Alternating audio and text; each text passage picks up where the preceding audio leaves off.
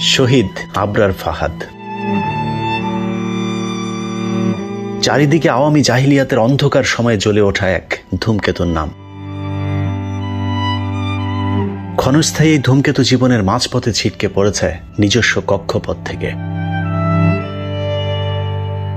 ছিটকে পড়েছে বললে ভুল হবে, আবরারকে ছুঁড়ে ফেলা হয়েছে।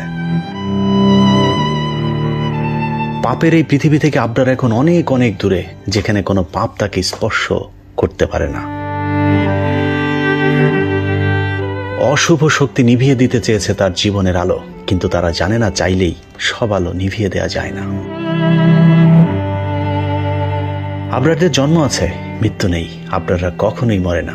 মৃত্যুই তাদেরকে বাঁচিয়ে রাখে মহাব্রহ্মাণ্ডে মহাকাল ধরে। আইন অনুযায়ী সাজা হয়, সেটা যেন সরকার করে, এটা আমাদের দাবি। খুনিদের দ্রুত বিচার চাই আমরা। কিছু একটা করেন যাতে করে পরবর্তীতে আর কোনো স্টুডেন্টকে এভাবে হত্যা হতে না হয়। আবরার ছিলেন দখলদার ভারতের বিরুদ্ধে যুদ্ধ করে শহীদ নতুন প্রজন্মের মুক্তিযোদ্ধা, যিনি তার ফেসবুকটাকে প্রতিবাদের হাতিয়ার হিসেবে বেছে নিয়েছিলেন। এই ফেসবুকের শেষ কিছু পোস্টই তার জীবনের কাল হয়ে দাঁড়িয়েছিল, কারণ তার লেখালেখির বেশিরভাগই ছিল ভারতীয় আগ্রাসনের বিরুদ্ধে। আবরারকে যে শিবির হিসেবে অভিযুক্ত করে হত্যা করা হয় সেটা সত্য হলেও দোষের কিছু না, কারণ সে কোন রাজনীতিতে বিশ্বাস করত সেটা বড় কথা নয়। আবরার বাংলাদেশকে ভালোবাসতেন, ঘৃণা করতেন ভারতের দখলদারি মনোভাবকে। এই কারণেই ভারতীয় ভ্যারিয়েন্টের রাজাকার শেখ মুজিবের আদর্শের পুত্রদের হাতেই জীবন দিতে হয়েছে শহীদ আবরার ফাহাদকে। সবশেষ যেই পোস্টের কারণে আবরারকে খুন করা হয়, সেই পোস্টটি করা হয়েছিল মৃত্যুর মাত্র কয়েক ঘন্টা আগে, যেখানে তিনি লিখেছিলেন, 47-এর দেশভাগের পর দেশের পশ্চিমাংশে কোনো সমুদ্র বন্দর ছিল না। তৎকালীন সরকার 6 মাসের জন্য কলকাতা বন্দর ব্যবহারের জন্য ভারতের কাছে অনুরোধ করল, কিন্তু দাদারা নিজেদের রাস্তা নিজেদের মাপার পরামর্শ দিয়েছিল। বাধ্য হয়ে দুর্ভিক্ষ দমনে উদ্বোধনের আগেই মংলা বন্দর খুলে দেওয়া হয়েছিল। ভাগ্যের নির্মম পরিহাস, আজ ইন্ডিয়াকে সেই মংলা বন্দর ব্যবহারের জন্য হাত পাততে হচ্ছে। কাবেরী নদীর পানি ছাড়াছাড়ি নিয়ে কানাড়ি আর তামিলদের কামড়াকামড়ি কয়েক বছর আগে শিরোনাম হয়েছিল। যেখানে এক রাজ্যই আরেক রাজ্যকে পানি দিতে চায় না, সেখানে আমরা বিনিময় ছাড়া দিনে 1.5 লাখ কিউবিক মিটার পানি দিব। কয়েক বছর আগে নিজেদের সম্পদ রক্ষার দোহাই দিয়ে উত্তর ভারত কয়লা পাথর রপ্তানি বন্ধ রেখেছে, অথচ আমরা তাদের গ্যাস দিব। যেখানে গ্যাসের অভাবে নিজেদের কারখানা বন্ধ করা লাগে, সেখানে নিজের সম্পদ দিয়ে বন্ধুর বাতি জ্বালাবো। হয়তো এই সুখের খোঁজে কবি লিখেছেন, পরের কারণে স্বার্থ দিয়া বলি, এ জীবন মন সকলই দাও, তার মতো সুখ কোথাও কি আছে, আপনার কথা ভুলিয়া যাও। এটাই আবরারের জীবনের শেষ ফেসবুক পোস্ট। আবরার হয়তো বোঝেনি দাদাদের মনোনীত রাজার রাজ্যে আমরা শুধুই প্রজা। এখানে প্রতিবাদ করা যায় না, কারণ এখানে সবাই জয় বাংলার লোক। যাই হোক, আবরার আজ নেই। আমাদের সবাইকে যেতে হবে আজ অথবা কাল, কিন্তু এমন মৃত্যু কজনের ভাগ্যে জোটে? হাজার হাজার কোটি বছরের এই মহাবিশ্বে কত লক্ষ কোটি জীবন মিশে গেছে মাটির সাথে, কজনের কথাই বা আমাদের মনে আছে? কিন্তু শহীদ আবরারের কথা আজন্মকাল মনে রাখবে প্রজন্মের পর প্রজন্ম। আওয়ামী নিয়ন্ত্রিত হিন্দুত্ববাদের থাবায় আবরারের হারিয়ে যাবার 2 বছর পার হয়েছে। মাত্র দ্বিতীয় মৃত্যু বার্ষিকীতে বাংলাদেশের সংবাদপত্রে আবরারের সংবাদটি ছিল উপেক্ষিত, গুরুত্বহীন। পত্রিকার পাতায় আবরার এখন পুরাতন ইস্যু। একটি বিশেষ সংস্থা থেকে কয়েকটি গণমাধ্যমে পাঠানো আদেশে আবরার ফাহাদকে নিয়ে বেশি আলোচনা করতে নিষেধ করে দেওয়া হয়েছিল। সাংবাদিকেরাও সেই সংস্থার আদেশ অক্ষরে অক্ষরে পালন করেছে। সাংবাদিকদের এমন মাথা বিক্রি করে দেওয়ার সুযোগে আবরারের হত্যাকারীদের বাঁচাতে এরই মধ্যেই তলে তলে চলছে নানান চক্রান্ত ষড়যন্ত্র। আবরার হত্যাকাণ্ডের 2 বছর পার হবার পরেও আজও পলাতক 3 খুনিকে এখনো গ্রেফতার করতে পারেনি পুলিশ। গ্রেফতার করতে পারেনি বললে ভুল হবে, গ্রেফতার করেনি পুলিশ। জানা যায় এর মধ্যে নীলফামারীর এহতেশামুল রাব্বি তানিম ও রংপুরের মোর্শেদুজ্জামান মণ্ডল জিসানের সাথে তার পরিবারের গোপন যোগাযোগ রয়েছে। আরেক খুনি দিনাজপুরের মুস্তফা রাফিদের নাম তো এজাহারের মধ্যেই রাখা হয়নি। বুয়েট থেকেও তাকে বহিষ্কার করা হয়নি এখনো। অথচ রাফিদের 2011 নম্বর রুমে তার সার্বক্ষণিক উপস্থিতিতেই হত্যা করা হয় আবরার ফাহাদকে। যাদেরকে আটকের নামে বিচারের নাটক করা হচ্ছে তাদেরকেও চেষ্টা চলছে বাঁচিয়ে দেবার।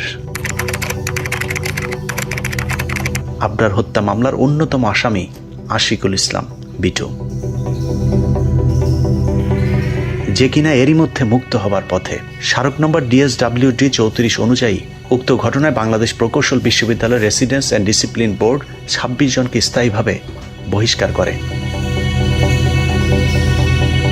তদন্ত সাপেক্ষে স্থায়ী বহিষ্কারাদেশ পাওয়া 26 জনের একজন হয়েও আশিকুল ইসলাম বিটু গেল 22 মে 2021 তারিখে ক্যামি কৌশল 17 ব্যাচের একটি ক্লাসে সশরীরে উপস্থিত হন। আচমকা আবরার ফাহাদের এই খুনিকে দেখে পুরো বুয়েট ক্যাম্পাস ক্ষোভে ফেটে পড়ে। স্থায়ী বহিষ্কারাদেশ পাওয়ার পরেও কিভাবে কার ইশারায় বিটু ক্লাসে অংশ নেওয়ার সুযোগ পেল তা যেমন আবরারের পরিবার ও সহপাঠীদেরকে ভাবিয়ে তুলেছে, তেমনি অন্য খুনিদের ব্যাপারেও দুশ্চিন্তার ভাঁজ পড়েছে তাদের কপালে। মাননীয় প্রধানমন্ত্রীর কাছে আবেদন জানাই জন্য উনি সুষ্ঠু আবার বিচার করে দেয়, যারা দোষী তাদের সেইভাবে ধরে তাদের জন্য সেইভাবে বিচার করে দেয়। আর কারোর ভাইয়ের জন্য এই রকমের পরিণতিটা যেন না হয়। এসব টালবাহানার মধ্যেই গেল 20 সেপ্টেম্বর হঠাৎ করেই বন্ধ হয়ে যায় বিচার কার্য। তারপর বিচার আবার শুরু হলেও অনিশ্চয়তা এখনো কাটেনি। শুরু হওয়ার কথা ছিল আমাদের আছে মার্চ মাসে, তারপরে আবার করোনা আক্রান্ত হয়, কোর্ট বন্ধ হয়ে গেল। আমাদের অলরেডি সাক্ষী শেষ হয়ে গেছে, সাক্ষী এখন যুক্তি তর্ক চলছে, মানে আর্গুমেন্ট যে বলতে না আর্গুমেন্ট চলছিল। পরে আবার এই মাসে 20 তারিখে আমাদের ডেট ছিল গত মাসে, কিন্তু ওই জজ সাহেবের হচ্ছে করোনা আক্রান্ত হওয়াতে কোর্ট আবার বন্ধ রয়েছে। এই অক্টোবর মাসের 20 তারিখে আবার যুক্তি তর্ক আবার শুরু হবে। এসব বিষয় নিয়ে অভিযোগ তোলার সুযোগও কম, কারণ শুরু থেকে আবরার হত্যার বিষয়টিকে আড়াল করার চেষ্টা চলেছে রাষ্ট্রের একেবারে সর্বোচ্চ পর্যায় থেকে।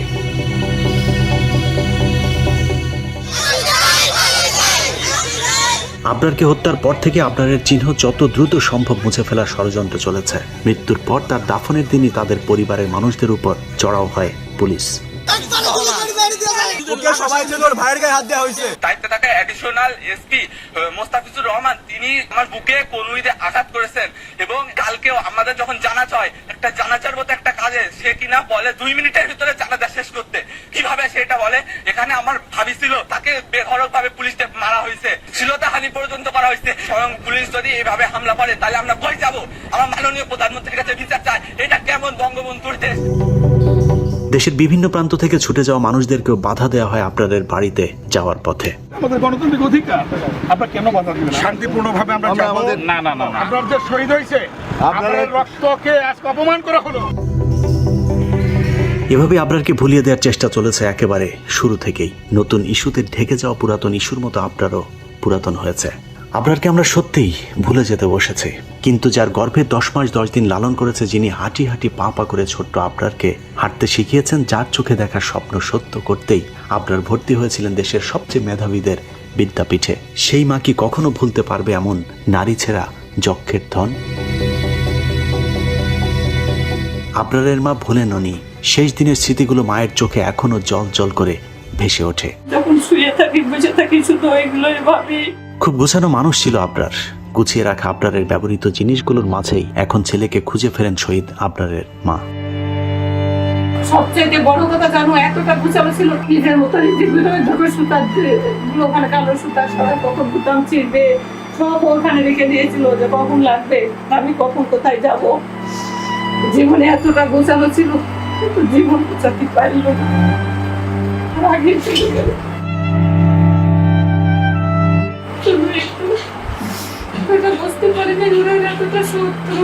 কেন মারা হলো আবরারকে? কি অন্যায় ছিল? কোনো মানুষ কি মানুষকে এভাবে পিটিয়ে মারতে পারে? খোকার বোধহয় খুব কষ্ট হয়েছিল না? হয়তো মায়ের সাথে একটু কথা বলতে চেয়েছিল। এমন একজনও কি ছিল না যে কিনা অমানুষদের নির্যাতনের কথা মাকে একটু ফোন করে জানাতে পারত? এরকম হাজারো প্রশ্ন আবরারের মায়ের চোখে মুখে ঘুরপাক খেতে থাকে। ও মারা যে ওদিকে চিৎকার দিই নাই, ও চিৎকার কারো কানেই পৌঁছায় নাই। ও চিৎকার হয়তো আল্লাহর আরশে পৌঁছে গেছে, কিন্তু ওরা মানুষ ছিল ওখানে, ওদের কারো কানে পৌঁছায় নাই। আমাকে একটু ফোন দিয়ে যদি বহুত ধরে নিয়ে গেছে, মাপতে চাপে বাঁচান, তবু তো আমি বাঁচাতে চেষ্টা করতাম, পারি আর না পারি, কিন্তু কেউ বলি নাই, সবাই দেখছে। ওর বাড়ি এসে তখন কি বাড়ির শব্দ নিচে নামি নাই, পাশা তুমি যায় নাই, কিন্তু কেউ আগায় যায় নাই। আবরারের মায়ের এই প্রশ্নের জবাব দেবার ক্ষমতা আমাদের নেই, শুধু এতটুকুই বলবো মাগো, ধন্য তুই এমন সন্তান যার গর্ভে যত্ন করে ধরেছিলি। তুই তো রত্নগর্ভা মা, মরেও অমর তোর আবরার এখন বাংলার প্রতিটি মায়ের সন্তান, আর তুইও এখন আমাদের সকলেরই মা। সবশেষে বলবো শহীদ আবরার ফাহাদ, আমরা তোমায় ভুলিনি, কোনোদিন ভুলবো না। তোমার নাম যারা মুছে ফেলতে চায় তারা হয়তো জানে না অনন্ত মহাকালে তোমার যাত্রা অসীম মহাকাশের অন্তে।